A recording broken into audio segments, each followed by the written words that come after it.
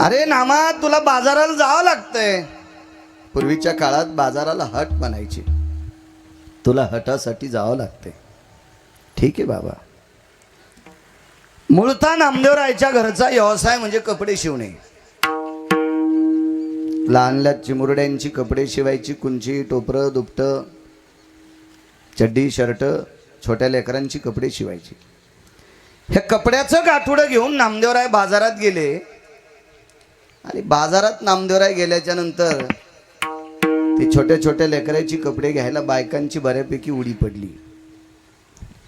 पण नामदेवराय असे व्यापारी होते. गळ्यात मोठी तुळशीची माळ होती, हातात कमरेला चिपळी खोसलेली होती, बाराबंदी घातलेला साधा वारकरी.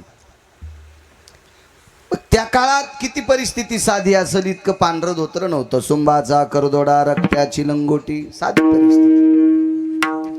आणि गळ्यामध्ये मोठी माळ. बायकांना वाटलं दुकानदार भोळात दिसतोय. टोपरं केवढ्याला आहे? एका आण्याला आहे.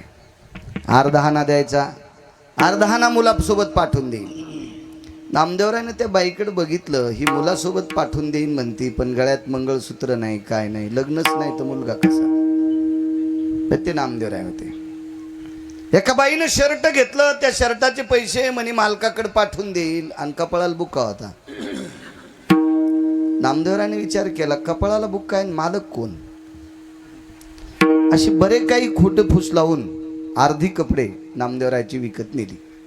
पैशाचा काही मेळ नाही. काही आले 12 पैसे तसेच गेले. नामदेवरायनं वापस येत असताना नामदेवरायच्या सोबत एक चारवाक आहे.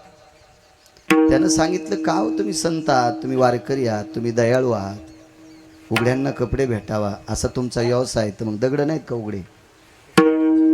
हे दगडही उघडे येतात. नामदेवरायने सांगितलं, तुमचं मत काय? काय नाही, हे कपडे घ्या, या दगडांना घालू द्या.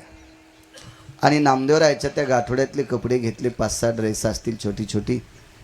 कोण्या दगडाला टोपरं घातलं, कोणत्यावर कुंची टाकली, कोणत्यावर शर्ट टाकलं, कोणत्यावर चड्डी टाकली. नामदेवराय म्हणले, यांनाच कपडे? हो, काय हरकत नाही, यांनाच. नामदेवराय थोडंसं पुढे गेल्याच्या नंतर वारं सुटलं, सगळे कपडे उडून गेले. महाराज नामदेवरायला करायला लावणारी हीच माणसं गावात येऊन सर्वत्र चर्चा केली. दामू शेट्टीचा नामा वेडा आहे, गोणाबाईचा नामा वेडा आहे, राजाईचा पती नामा वेडा आहे. सर्वत्र चर्चा.